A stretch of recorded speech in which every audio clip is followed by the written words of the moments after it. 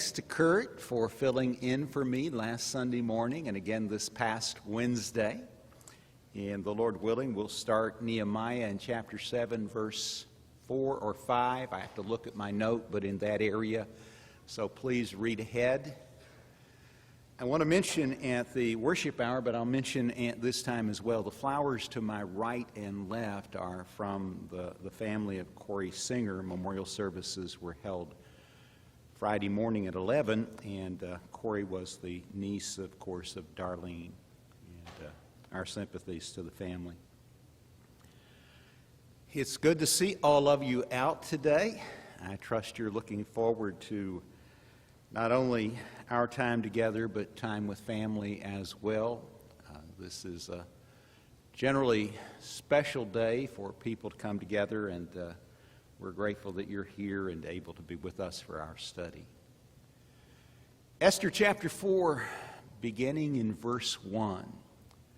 When Mordecai learned all that had been done, Mordecai tore his clothes and put on sackcloth and ashes and went out into the midst of the city. And he cried out with a loud and bitter cry. What he had learned from chapter 3, and I know that you spent the entire class last week in the 3rd chapter, is that Haman had convinced the king to eradicate the Jewish people from the empire. The Medo-Persian Empire was vast, and Jews were scattered throughout much of it. And because of his hatred for one man, he wanted to, in essence, destroy an entire people. He hated Mordecai. The reason Mordecai refused to bow before him, give him the homage that he thought he deserved because he was one of the leading advisors of the king. But for reasons that are not clearly stated, and we can only surmise, and that does us really little good, Mordecai is not going to bow. And every time Haman passes the king's gate and Mordecai is there, he does not demonstrate the kind of homage that Mordecai thinks he deserves from others. So if Mordecai will not do what he believes Haman believes should be done, I'll not simply destroy him, I'll destroy all of his people. Now, you've got to ask yourself, what kind of man would do something like that? And the response is a man very much like Hitler, who set out to do the same thing, did he not? To eradicate from the face of the earth an entire people. And there's no defense for it. We won't make one, obviously. Mordecai learns of this plan, and his response is the typical response of the East to great calamity. They tend to tear their clothes, often then to put on sackcloth, to throw dust or ashes in the air, and to lament loudly. Contrary to popular belief that real men don't cry, in the scriptures, they often do. It's a part of the emotional release in the face of tremendous distress. And Mordecai does everything that would be typical of this time when someone is overcome with grief and emotion over some calamity. So what appears to us to be rather odd. I would never think when I get really bad news that the proper response is to tear my clothes, let alone put on sackcloth and throw ashes in the air. Nor would I go out into the streets and lament the situation into the midst of city as he did. But it's a different time. So what seems so odd and peculiar to us is really very ordinary in this day and age that we're dealing with now. He went up to the entrance of the king's gate, and this is where he hung out. You may recall he spent a lot of time at the entrance to the king's gate, and some have inferred that he was perhaps an official in the government. We don't know that he was or he wasn't, so we can't go further with that. Some would suggest he's a man of some age, and typically when men got to a certain age, they hung out in the city square and served as advisors and counselors to people who needed help or direction, and sometimes they were witnesses of transactions. If you read the book of Ruth and look at the exchange between Boaz and the near kinsman, you get an idea of some of the things that could happen in a setting like this. Now, I can't tell you again for certain what the case was with Mordecai, but this is where he hung out and where he and Haman had these encounters that Haman reacted so poorly to. He went to the entrance of the king's gate, for no one was allowed to enter the king's gate clothed in sackcloth, so he couldn't enter in. It just wasn't done. It seems from what we learned in Nehemiah that when you were before the king, you had a responsibility to present a pretty rosy picture, to appear at least on the surface, to be happy, no kind of sour disposition or negative thinking and negative words were really permissible. You don't want to bring the king down. You want to lift him up and keep him up.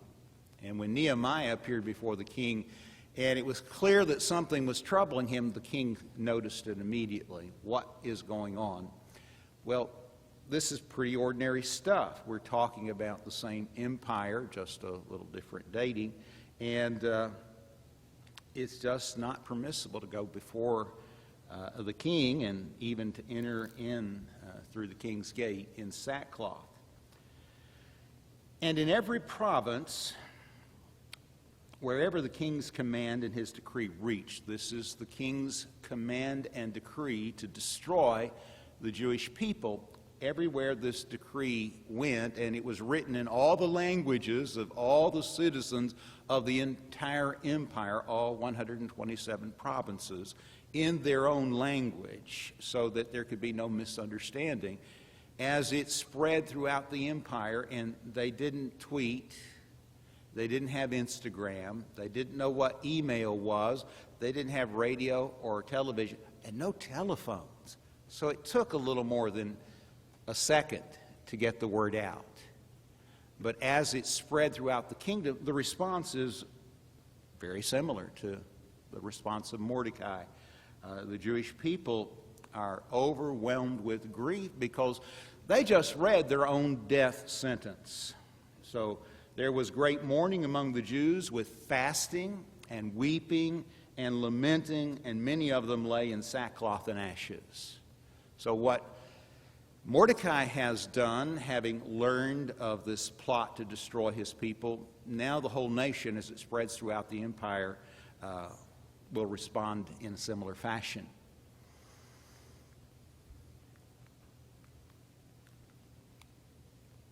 I really want to hit it, Kurt. Just want to lay into it, but I won't. Let's go down here and I'll hit an arrow and see what happens. There we go. Let's see if it'll work now. Yeah, it only took one time. When Esther's young women and her eunuchs came and told her, the queen was deeply distressed. She's in the queen's residence. She has servants galore, and there is a eunuch in charge. He is the overseer of the house, so to speak, looks after the queen's needs. Anything that she desires will be provided. This is just how royalty operates. She sent garments to clothe Mordecai. She's learned that he's outside the king's gate. He can't come in the condition he's in. She'd like to see him, what's going on, so she sends garments out so he can change clothes and be presentable, so that he might take off his sackcloth, but he would not accept them. And by the way, if you have any question about what sackcloth is, the modern equivalent would be burlap. And I assume you're all familiar with burlap. We grew up on the farm, got a lot of feed in burlap sacks. Not the flour sacks that your mamas made dresses out of. Some of you, can you remember that? Cracker Jack says she does, but I pretty much thought she would. She looks very nice today, by the way. Pat told her that earlier. He just wouldn't put on the fresh change of clothes. That wasn't going to happen. He's just distraught. You ever visit someone who's dealing with something very emotional, that maybe they've just gotten really bad news and they're just overwhelmed with grief, and you say to them, calm down, you need to eat something. You know, this is always our response to people that are overwhelmed with grief. You need to eat something. You don't need to eat all the time. Aren't there times in all of our lives when food is the last thing on our mind? When situations, and I don't think any of us have faced anything as dire as this. Our whole family hasn't been under threat, but we've all faced difficulties, and the last thing we wanted to do is eat. And when I look at this, I think Esther she's very concerned, and she's doing what she thinks is appropriate, but Mordecai is in no mood to put off his sackcloth and bathe himself and put on clean clothes and come before the queen. This is such a calamity that he is not going to accept her offer. It's just too soon. His heart is too heavy. So Esther called for Hathach, one of the king's eunuchs who had been appointed to attend her, and ordered him to go to Mordecai to learn what this was and why it was. So Esther is aware of Mordecai's plight. She understands what he's doing, and she doesn't have a clue. Has he lost his mind? Today, if I saw somebody doing this, I'd think they're a little off, wouldn't you? Maybe a half a bubble or more. Someone I know was at Walmart this past week. Nobody here, certainly wasn't my wife, but she's never going back because she was there to pick up some things and saw a man lying face down on the pavement in the parking lot with his trousers pulled all the way down. Only at Walmart. I think he may have been a bubble off. Diane said, what in the world do you think he was doing? I said, he's either nuts or he's high. I don't know. But it's really odd, isn't it? And Esther is informed of Mordecai and his actions, and this is strange. What's going on? So she sends Hathach out to inquire as to what's taking place. I think very ordinary response to a situation that seems inexplicable. There must be an explanation. The best way to get one is to go to the source. And that's what she does. Hathach went out to Mordecai in the open square of the city in front of the king's gate. I read this, I think of Caldwell and their square. Most of you are familiar with the capital of Noble County, and that thriving metropolis has a square, and I think the old guys still hang out there, to be honest with you, when the weather's decent, which is fine. It's essentially this kind of thing with Mordecai. He's in the city square that's in front of the king's gate. Not hard to locate, pardon me. And when Hathach comes, Mordecai told him all that had happened to him and the exact sum of money that Haman had promised to pay into the king's treasuries for the destruction of the Jews. It was like bazillions of dollars. I mean, a vast sum. Do you think Haman had that kind of resources personally? No. But he had access to this kind of finances through the process of eliminating the Jews. Get rid of them, and then what can you do? Lay claim to all their property. It may seem fantastic, the bargain he struck with the king about, if you will follow through and let this decree go out, I'll pay you this huge sum of money. And the king says, oh, no, no, no, no. That's just typical bargaining in this period. When you go back and read about the exchange between Abraham over the cave of Machpelah, there's this back and forth where, well, no, for you it's nothing, and well, I'll give you a fair sum for it. Well, a fair sum is this, and they finally strike a deal. But you just typically in this period begin with, oh, no money is going to be exchanged. That was expected to occur, but everyone knew you didn't really mean it. And that's what happens. Oh, no, don't worry about the money. But the king wants the money. That's the incentive for the king to follow through and actually give the order.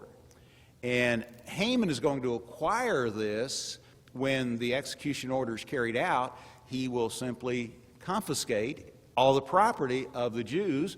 They're now all dead. They don't need it anymore. That sound to you familiar? Do you know, even to this day, they're still trying to recover stolen art and other valuables that the Jews had taken from them by the Nazis during that terrible time in our history? They destroyed them, and then they took possession of all their possessions. A quick way to get wealth, and generally that's why most wars are fought. To take something from someone else because they're dead, they don't need it anymore. And you've all heard the spoils of war. This is the kind of thing that Haman envisions. Get rid of all the Jews and then acquire all their possessions. And it's a vast amount that he'll be able to acquire, because wherever they have gone, and history bears this out, they've been truly successful in the financial sense. And so they're among some of the richest people in the world. Haman, knowing this, has a way not only to rid the world of them, but in turn to enrich him. Mordecai also gave him a copy of the written decree issued in Susa for their destruction. I don't know where Mordecai came by this copy. It could have been that several were distributed throughout the capital, Susa. He may have seen a copy and actually written it down himself. If you come across, ladies, a really good recipe, don't you typically copy it down and file it away? If you cook, not everyone I understand cooks, but those of you who do, pretty normal thing. I suspect that when Mordecai got wind of what Haman's plan was, if there weren't additional copies available, he would have quickly copied it, and then in turn, he wants Esther to have the full story. What's the best way to get the details? Read the document yourself. And so he sends this document to her, and it will explain to her his situation, his reaction, and in turn engage her in action that hopefully will bring about some means of keeping Haman's plot from being realized. So he wanted Esther to see it, explain it to her, command her to go to the king and beg his favor and plead with him on behalf of the people, her people. So Mordecai has a cousin who is queen. She has the ear of the king, so to speak. It may be that she can do what Mordecai did not feel himself able to do. At this point, he wasn't tight with the king. He will be before the story ends, but at this point he's not. But his cousin is, and he's saying to her, you need to do something. This is the situation, and you're the only person that can really help. Now, we will learn that Mordecai's faith was such that he really believed if Esther would not do what she has been, in his mind, put here to do in the king's palace, deliverance will rise from another place. And he doesn't, in the text, give any indication of what other resources were available, but he trusts in God. And he believes that God is in charge, and things that need to work out, God will work them out one way or another. But it may just be that, Esther, you're here for this very reason. We call that the providence of God, and we've talked about it numerous times, and I'm sure you understand the concept of providence. But at this point, Mordecai is depending on Esther to do something that will bring about the deliverance of his people and even of Esther herself. And Hathach went and told Esther what Mordecai had said. So he has been informed. Now he goes back to the queen and informs her. And he has this document so she can read it for herself and know exactly what is involved. And that's always good. In fact, I would suggest to you it's almost necessary. Listen to what people say when they tell you things, if they're worthwhile. But then there's no harm in verifying, getting your facts, going to the source, so to speak. And that's what Esther is able to do here. I have no doubt that she trusted her cousin Mordecai. He was, after all, her father, the only real father she'd ever known. In that sense, he had raised her. But it's still better for her to be able to look at it and read it for herself. I say that simply because I want to remind you that that's always true when it comes to Bible study. Don't accept what you hear just because of who says it. Make sure that what they say is what this book actually teaches. And I mean, for me, for Kurt, certainly for Harry, or anyone else. You've got to be that conscientious, because it's so easy to be led astray. So go to the source. That's what Esther is able to do. I know she has absolute confidence in Mordecai, but she still really does need to see it for herself. Then Esther spoke to Hathach and commanded him to go to Mordecai and say, all the king's servants, and I want to say all the king's men, but I know that's not there. It's all the king's servants and the people of the king's provinces know that if any man or woman goes to the king inside the inner court without being called, this is universal knowledge. Everyone in all those provinces know that this is the way it works. If you go to the king without being called and he does not want to see you or hear from you, you will be put to death.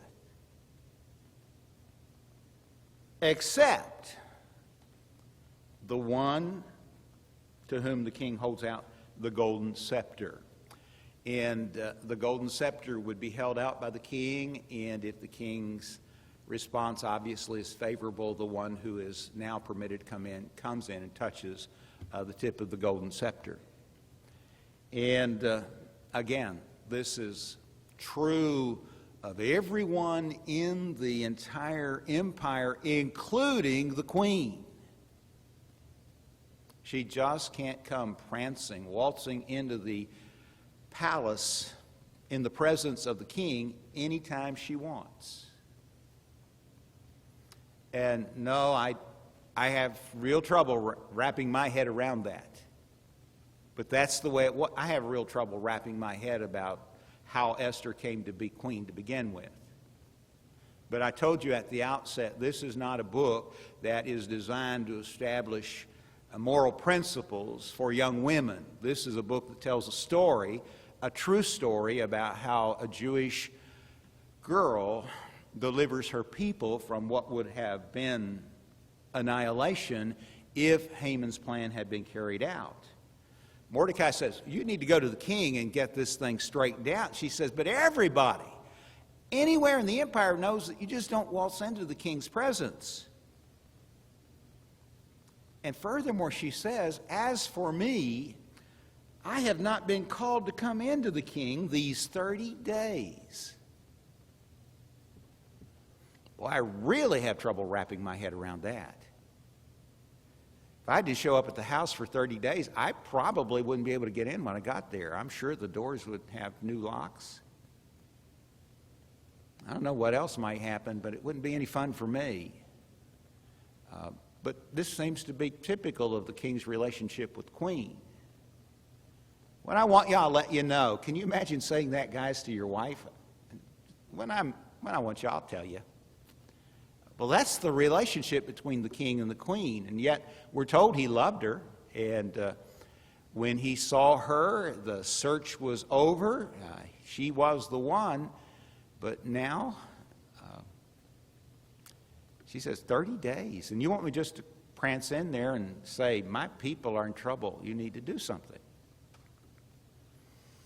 And they told Mordecai what Esther had said. Then Mordecai told them to reply to Esther. We got this back and forth. This is when a telephone would have really been nice. But they don't have it, obviously, so back they go to tell Esther what Mordecai said. Mordecai told them to reply to Esther, do not think to yourself that in the king's palace you will escape any more than all the other Jews. She has expressed some hesitation, has she not? And his response is, my dear, if this goes through, you're done for too. Just because you're in the palace, you're not going to be protected. The moment it is discovered that you are a Jewish maiden, game is up. You're done for too. And I think that that's important to note because Mordecai really he's depending on her, and he needs to say things that will cause her to consider the pros and cons of doing what has been asked. Yes, there's the possibility that she goes before the king, he doesn't want to see her, and she's dead. But the reality is, if she doesn't go, it's going to become common knowledge that she's Jewish and she's going to be dead anyway. And that's his essential argument. It's a lose-lose if you do nothing. So don't do nothing. Do something. Do the right thing. For if you keep silent at this time, and this is a really key verse in my judgment, if you keep silent at this time, deliverance will rise for the Jews from another place. I don't know where, when, or how, but there is the clear expression here of faith on the part of Mordecai that God really is in charge. He's not going to let his people be wiped out, and so he'll provide some way that they will be protected. But can't you do it? This is the heart of what this exchange is all about. And you know, there are times in the history of God's plan to bring his Son into the world to be our Redeemer when it appears that the plan is on the verge of collapse and then something remarkable happens. I think immediately of the story of Judah and his sons Er, Onan, and Shelah. The lineage of the promised Messiah was to come through Judah. But Er and Onan are such wicked and vile sons that God actually eliminates them. And Shelah is not permitted to take Tamar, as the Levirate law later required, as his wife and raise up a son to honor his elder brother. What's going to happen? It has to come through Judah. Er and Onan are gone, and Shelah is not going to be permitted. The argument is essentially he's too young, and by the time he's old enough, she's too old, but I don't think that's a really valid argument. And so, believe it or not, Tamar plays the part of the harlot, and Judah, her father-in-law, has relations with her, and twins are conceived, Pharez and Zerah, and through that action, the lineage continues and the plan can ultimately be realized. That's just one example of many where things get pretty tight for a moment, but there is always something or things that happen that God's plan is not thwarted. And Mordecai, in my judgment, is really hinting at that here. I don't know what God has in mind, but I am confident that if you don't do what you ought to do, deliverance will still come. We don't have any further details about what he thought. And as we said at the outset, this book, like a Canticle of Canticles or Song of Songs, does not even mention God specifically. His name is found nowhere in the text. But that's not to say that he's not found in the story, because this is an illustration of Mordecai's faith in God to provide deliverance. And I think it's one of the verses in the text we ought to underscore or highlight if we've got a highlighter. But you and your father's house will perish. So the idea is God will get us out of this situation, but if you don't do what you probably have been put here to do, it's not going to go well for you or your father's house, which would imply Mordecai as well, would it not? You and I are in a heap of trouble if you don't step up and do what needs to be done. And then he says, and who knows whether you have not come to the kingdom for such a time as this. Think about it. Maybe you're here for this very reason, that the whole narrative of this book is about how God was able to deliver his people from the hands of a wicked and vile Haman by bringing this Jewish girl into the palace as queen. You are where you are at this very time because it was God's plan. I happen to believe that God's providence is at work in all of our lives today. I can't point to a single example in my life or your life and say, that was providential, but according to Romans 8:28, all things work together for good to them that love God, to them who are the called according to his purpose. That's a statement about God's providence in the lives of Christians. And this is an example of that providence at work to deliver the Jews from what would ultimately be certain destruction. Then Esther told him to reply to Mordecai. I'm starting to feel a little sorry for him. He's just back and forth and back and forth. I don't know how much time is really involved here. Are we talking an hour, half a day, a day? It's going to take time to keep going back and forth with all of these messages, but it has to be done. Mordecai can't do it because he's not about to change his clothes and come in. That's just in his mind inappropriate at this very difficult time. The queen's not going to come out to him. If she did, that would probably give away her true identity. So this servant, the eunuch Haman, is constantly going back and forth, conveying the words of Mordecai to Esther and the words of the Queen Esther to Mordecai. So Esther says to Mordecai, go, gather all the Jews to be found in Susa. Susa is also called, if you recall, Shushan. It is the winter palace of the Persian king. And tell them to hold a fast on my behalf. How many fasts are actually mandated in the law of Moses? Do you know? Just one. You would think, as you read the New Testament, and even as you see events like this, that fasting must have been a really important part of the Mosaic law, and Jews fasted, it seems like, all the time. That's not the case. The only fast required in the law was on the Day of Atonement, and you read about that in Leviticus 16.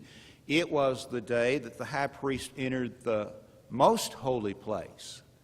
That separated by the curtain from the holy place. And he went in first for himself and his transgressions, and then for the transgressions of all the people. And it only occurred this one day, the Day of Atonement, each year, and that was a fast day. By the time that Jesus comes on the scene, fasting is exceedingly prominent among the Jewish people. And it was, if you read Matthew 6, in the middle of the Sermon on the Mount, one of the three really significant ways in which Jewish people expressed their religiosity. They depended on good deeds, alms, the King James calls them, prayer, which obviously is vital, and fasting. And when they fasted, the Pharisees in particular would put on fasting garments.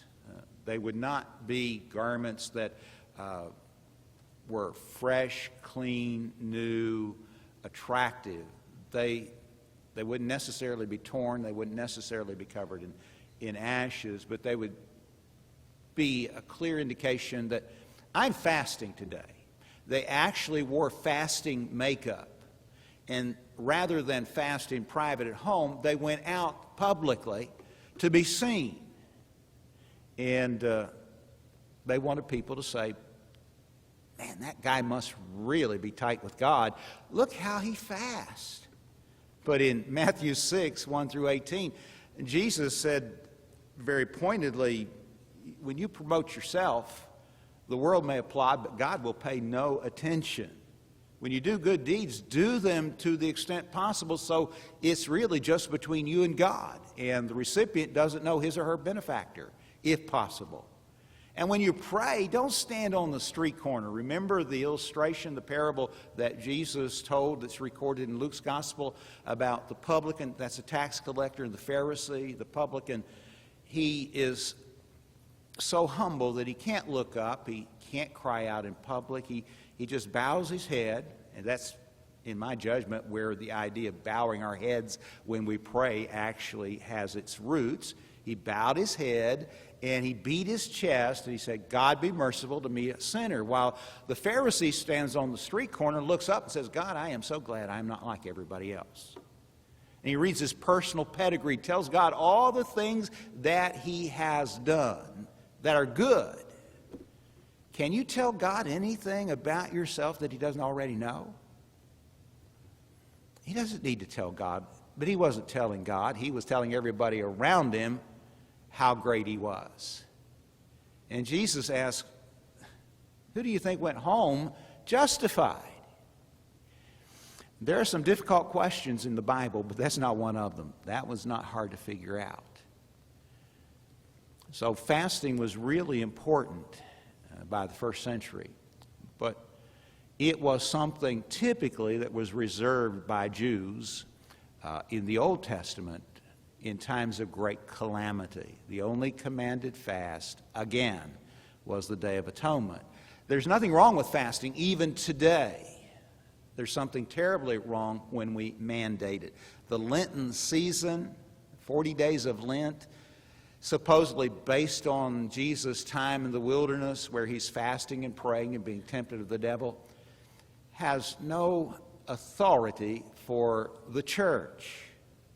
There is no reason on God's green earth for the Lenten period to be celebrated in relationship to the Word of God. On a personal level, you can fast all you want, but the Lord would say, keep it to yourself. And in times of great calamity, however, it's very normal.